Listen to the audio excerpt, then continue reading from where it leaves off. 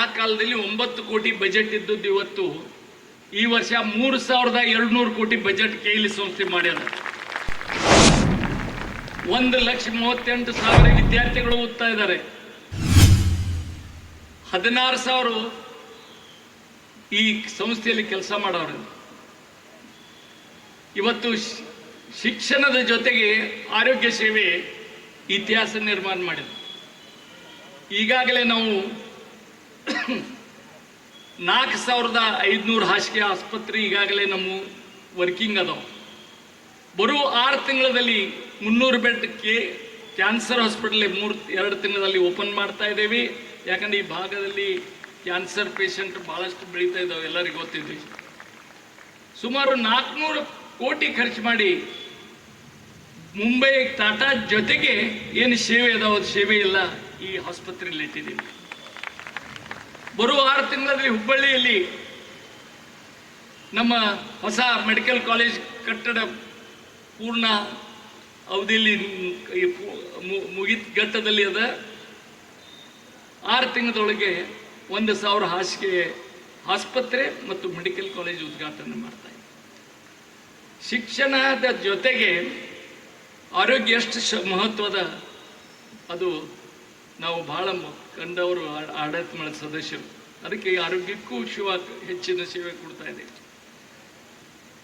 ಸಮಾಜದ ಮೂಲ ನಾವೆಲ್ಲ ಒಕ್ಕಲ್ತನ. ನಾವು ಇಷ್ಟೆಲ್ಲ ತೆಗೆದ್ರೂ ಒಕ್ಕಲತನದಲ್ಲಿ ನಾವು ಮುಂದುವರಿಲಿಕ್ಕೆ ಸಾಧ್ಯ ಆಗಿಲ್ಲ. ಇವತ್ತು ಸರ್ಕಾರನೂ ಪ್ರಯತ್ನ ಮಾಡ್ತಾ ಇಲ್ಲ ಅಂತ. ಇವತ್ತು ಒಕ್ಕಲ್ತನದ ಸಲುವಾಗಿ ಕೃಷಿ ವಿಜ್ಞಾನ ಕೇಂದ್ರ ಪ್ರಾರಂಭ ಮಾಡಿ ಈಗ ಶಾಸಕರಿದ್ದಾರೆ, ಕೌಜಲ್ಗಿ ಅವರಿದ್ದಾರೆ. ಇಡೀ ದೇಶದೊಳಗೆ ಎಲ್ಲರಿಗೂ ಪ್ರೈವೇಟ್ ಅಗ್ರಿಕಲ್ಚರ್ ಕಾಲೇಜುಗಳು ಕೊಡ್ತಾ ಇದ್ದಾರೆ, ಕರ್ನಾಟಕ ಬಿಟ್ಟು. ದಯವಿಟ್ಟು ಮೊನ್ನೆ ನಾನು ಪೇಪರ್ದಾಗ ಓದಿದೆ, ಇವರು ಚುಂಚನ ಸ್ವಾಮೀಜಿಯವರಿಗೆ ಒಂದು ಬೇಸಿ ಅಗ್ರಿ ಕೊಟ್ಟಿದ್ದಾರೆ. ದಯವಿಟ್ಟು ನಮಗೆ ಎಲ್ಲನೂ ಸೌಲಭ್ಯದ ಬೇಸಿ ಅಗ್ರಿಕಲ್ಚರ್ ನಮ್ಗೆ ಕೊಟ್ಟರೆ ಒಂದು ಅಗ್ರಿಕಲ್ಚರ್ ಪೂರ್ಣ ನಮ್ದು ಆಗ್ತದೆ ಅಂತ ನಂದು ಈ ಸಮಯದಲ್ಲಿ ಹೇಳಿ ನಾನು ಹೇಳಿದೆ. ಸಂಸ್ಥೆ ಬರೀ ಸಪ್ತ ಋಷಿಗಳ ಜೊತೆಗೆ ದಾನಿಗಳು ಎಂಥದ್ದ ದಾನ ಕೊಟ್ಟಿದ್ದಾರೆ. ಭೂಮರೆಡ್ಡಿ ಬಸಪ್ಪ ಅವರು ಭೂಮರೆಡ್ಡಿ ಇಡೀ ಆಸ್ತಿ ಕೊಟ್ಟರು. ಅವರು ಭೂಮರೆಡ್ಡಿ ಕಾಲೇಜ್ ನಡೆಸಲಿಕ್ಕೆ ಲಿಂಗರಾಜ್ ಟ್ರಸ್ಟ್ದವರು ಆಗಿನ ಕಾಲದಲ್ಲಿ ಲಿಂಗರಾಜ್ ಟ್ರಸ್ಟ್ದವರು 50,000 ರೂಪಾಯಿ ದೇಣಿಗೆ ಕೊಟ್ಟರು. ರಾಜಾ ನಕ್ಕಲಗೌಡರು ನಮ್ಮ ರಾಜಾ ನಕ್ಕಲಗೌಡರು ಯಾವಾಗ ದುಡ್ಡು ಕಮ್ಮಿ ಬೀಳ್ತದ ಆಳೆಗೆ ನಮ್ಮ ಜನ ಹೋಗಿ ದುಡ್ಡು ತಗೊಂಡು ಉದಾಹರಣೆ. ಇಲ್ಲಿ ಬಹಳಷ್ಟು ಯುವಕರು ಶಿಕ್ಷಕರಿದ್ದಾರೆ. ನಾನು ಕಳಕಳಿಯಿಂದ ತಮಗೆ ಹೇಳಲಿಕ್ಕೆ ಬಯಸ್ತಾ ಇದ್ದೇನೆ, ಈ ಸಂಸ್ಥೆ ಹುಟ್ಟಿದ್ದೆ ಹೆಂಗಂದ್ರೆ ಬರೀ ಹಂಗ ಹುಟ್ಟಿಲ್ಲ. ಆ ಸಪ್ತ ಋಷಿಗಳು 7 ಜನ ಆ ಕಾಲದಲ್ಲಿ MA ಆಗಿದ್ರು, BSc ಅಗ್ರಿ ಆಗಿದ್ರು, BT ಆಗಿದ್ರು, B.Ed ಆಗಿದ್ರು, ಇಂಗ್ಲೆಂಡ್ಗೆ ಹೋಗಿ ಕಲ್ತು ಬಂದಿದ್ರು. ಅವರು 7 ಜನ ಚಲೋ ನೌಕರಿ ಸಿಗ್ಬೋದಾಗಿತ್ತು. ಬ್ರಿಟಿಷ್ ಕಾಲದಲ್ಲಿ ಕಲೆಕ್ಟರ್ ಅಂತ ನೌಕರಿ ಆಗಿತ್ತು.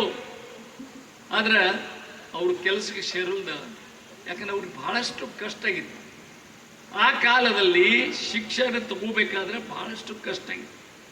ತಾವು ಓದ್ರಿ ಶಿಕ್ಷಣ. KLE ಸೊಸೈಟಿ ಇತಿಹಾಸದ ದಯವಿಟ್ಟು ಯಾರು KLE ಸೊಸೈಟಿಯಲ್ಲಿ ದಯವಿಟ್ಟು ಕೆಲಸ ಮಾಡ್ತೀರಿ, KLE ಸೊಸೈಟಿ ಇತಿಹಾಸ ಓದ್ಬೇಕಂತ ನಾನು ಕೇಳ್ಕೊಳ್ತಾ ಇದ್ದೀನಿ. ಆ ವ್ಯಕ್ತಿಗಳು ಎಷ್ಟಂದ್ರೆ ದುಡ್ಡು ಯಾರಿಗೆ ಕೊಡೋರಿಲ್ಲ, ದುಡ್ಡು ಹಣಕಾಸಿನ ಕಮ್ಮಿ ವ್ಯವಸ್ಥೆ ಇದ್ರೆ ಪ್ರತಿಯೊಂದು ಊರಿಗೆ ಹೋಗಿ ಅವ್ರು ಆ ಕಾಲದಲ್ಲಿ ಧೋತಿ ಉಟ್ಕೊಳ್ತಾ ಇದ್ರು. ಧೋತಿ ಹಿಡ್ಕೊಂಡು ಭಿಕ್ಷಾ ಬೇಡಿ ಸಂಸ್ಥೆಯನ್ನು ಕಟ್ಟಿದ್ದಾರೆ. ಭಿಕ್ಷಾ ಬೇಡಿ ಅದಕ್ಕೆ ದಾನಿಗಳಿಗೂ ಬಹಳ ಮಹತ್ವದ. ಎಷ್ಟೋ ದಾನಿಗಳು ಆಸ್ತಿಗಳು ಬರೆದು ಕೊಟ್ಟಿದ್ದಾರೆ. ಈಗ 6 ತಿಂಗಳ ಹಿಂದೆ ರಾಮದುರ್ಗದಲ್ಲಿ ಅವನು ಮದುವೆಲ್ಲಾಗಿತ್ತು. ಅವನು ಟೀಚರ್ ಇದ್ದ. ಇಡೀ ಅವನ ಸಂಸ್ಥೆ ಗಳಿಸಿದ್ದು 16 ಎಕರೆ ಜಮೀನು.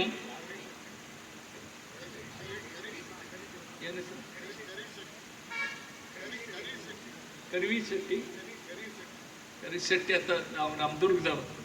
ಇಡೀ ಆಸ್ತಿ ಮತ್ತು ಅವನು ಇಡೀ ಜೀವನದಲ್ಲಿ ಗಳಿಸಿದ್ದು ಸುಮಾರು 6 ಲಕ್ಷ ರೂಪಾಯಿ. ಅವನು ತಿರ್ಕೊಂಡ ಮೇಲೆ ನಂಗೆ ಬಿಲ್ ಬರೆದು ಕೊಟ್ಟಿದ್ದಾರೆ KLE ಸಂಸ್ಥೆ. ಅಂಥ ದಾನಿಗಳು ಇದ್ದಾರೆ. ಅತ್ನಿಯಲ್ಲಿ ಒಬ್ಬಳು ಹೆಣ್ಮಗಳು, ಆ ತಾಯಿ ಚಿಕ್ಕಂದಿದ್ದಾಗ ಅವ್ರ ಯಜಮಾನ ತಿಳ್ಕೊಂಡಿರ್ತಾರೋ, ಆಕೆ ಜೀವನ ವಿಧಿವೆ ಅಂತ ನಡೆಸಿ ಈ ಬುಟ್ಟಿಯಲ್ಲಿ ಕಾಳು ಮಾರಿ ಇಡೀ ಜೀವನದಾಕಿ ಒಂದು 70,000 ರೂಪಾಯಿ ಗಳಿಸಿರ್ತಾಳೆ, ಬರೀ 70,000. ನೋಡಿ, ಅವಳಿಗೆ ಶಿಕ್ಷಣ ಇಲ್ಲ, ಏನಿಲ್ಲ, ಈ ಮನೆಯೊಳಗೆ ಯಾರೂ ಇಲ್ಲ. ಆ 70,000 ಏನು ಮಾಡ್ಬೇಕಂದ್ರೆ ಯಾರೋ ಪುಣ್ಯಾತ್ಮಗಳು ಹೇಳಿದ್ರು, ಇಲ್ಲ ನಾನು ಶಿಕ್ಷಣ ಮಕ್ಕಳಿಗೆ ಕೊಡ್ಬೇಕಂತ. ಅವಳಿಗೆ ಹೇಳಿದಾಗ KLE ಸೊಸೈಟಿ ಅದ, ಅಲ್ಲಿ ಹೋಗಿ ಕೊಡ್ರಿ ಅಂತ. ಅವಳು ಇಲ್ಲಿ ಬೆಳಗಾಗಿ ಬರ್ತಾಳೆ 70,000 ರೂಪಾಯಿಗೆ ತೊಗೊಂಡು. ಇಲ್ಲ ನಾನು ನೋಡಮ್ಮ, ನಾನು ಹಿಂಗೆ ಕಳಿಸಿದ್ದಿಷ್ಟು 70,000 ಅದಾವು, ದಯವಿಟ್ಟು ನಾನು ದಾನ ಅಂತ ನಿಮ್ಗೆ ಕೊಡ್ತಾ ಇದ್ದೀನಿ. ನೋಡಿ, ಆಕಿ ಇಡೀ ಶಿಕ್ಷಣದ ಮಹತ್ವ ಎಷ್ಟು ಆಕಿ ಗೊತ್ತಾಗಿರ್ಬೇಕು. 70,000 ರೂಪಾಯಿ ಮುಖ್ಯ ದುಡ್ಡಲ್ಲ, ಆಕಿ ಭಾವನಾ. ಸಂಸ್ಥೆಗೆ ಕೊಡಬೇಕಾದ್ರೆ 70,000 ರೂಪಾಯಿ ಆಕಿ ಭಾವನಾ ಏನಾಗಿತ್ತು ಅದನ್ನು. ಅಂತ ದಾನಿಗಳಿಂದ ಈ ಸಂಸ್ಥೆ ಬೆಳೆದ. ಕ್ಯಾನ್ಸರ್ ಹಾಸ್ಪಿಟಲ್ ಕಂಪ್ಲೀಟ್ ಆಗ್ತಾ ಇದೆ. ಒಬ್ಬ ಅಮೆರಿಕನ್ ವೀರಶೈವ ನಿಂಗಾತ 8 ಕೋಟಿ ರೂಪಾಯಿ ದೇಣಿಗೆ ಕೊಡ್ಲಿಕ್ಕೆ ಮುಂದೆ ಬಂದಿದ್ದಾನೆ. 8 ಕೋಟಿ ರೂಪಾಯಿ ಅನ್ನೋ ದಾನಗಳಿಂದ. ಮತ್ತು ತಗೊಳ್ಳೋ ಇದೆಲ್ಲ ಕೊಡೋರು ಯಾಕೆ ಕೈಗಳೂ ಬೇಕಲ್ಲ, ತಗೊಳ್ಳೋ ಕೈ ಸ್ವಚ್ಛ ಇದ್ರೆ ಎಲ್ಲರೂ ಕೊಡ್ತಾರೆ, ಅದಿಗೆ ಹೋಗೋರಿಗೆ ಕೊಡಂಗಿಲ್ಲ. ಜಾತ್ಯತೀತವಾಗಿ ದೇಣಿಗೆಗಳು ಕೊಟ್ಟಿದ್ದಾರೆ. ಅಂಕೋಲ ಸುಮಾರು ಕೋಟಿ ಆಸ್ತಿ ಅವ್ರು ಬ್ರಾಹ್ಮಣರಿದ್ರೆ ಈ ನಮ್ಮ ಸಂಸ್ಥೆಗೆ ಕೊಟ್ಟಿದ್ದಾರೆ ಇಡೀ ಆಸ್ತಿ. ಅಂದ್ರೆ ದಾನಿಗಳು ಮತ್ತು ಸಪ್ತ ಋಷಿಗಳು. ಅದಕ್ಕೆ ನನ್ನನ್ನು 40 ವರ್ಷದ ಈ ಕಾರ್ಯಕ್ರಮಕ್ಕೆ ಭಾಳ ಅಭಿಮಾನದಿಂದ ಎಲ್ಲ ದಿಗ್ವಿಜಯರು ನನಗೆ ಬಂದು ನನಗೆ ಆಶೀರ್ವಾದ ಮಾಡಿದ್ದಾರೆ. ನನ್ನ ಆಡಳಿತ ಮಂಡಳಿ ಯಾವಾಗಲೂ ನನ್ನ ಬೆನ್ನಲ್ಲಿ. ನಾರ್ತ್ ಫಸ್ಟ್, ಉತ್ತರ ಕರ್ನಾಟಕದ ಆವಾಜ್.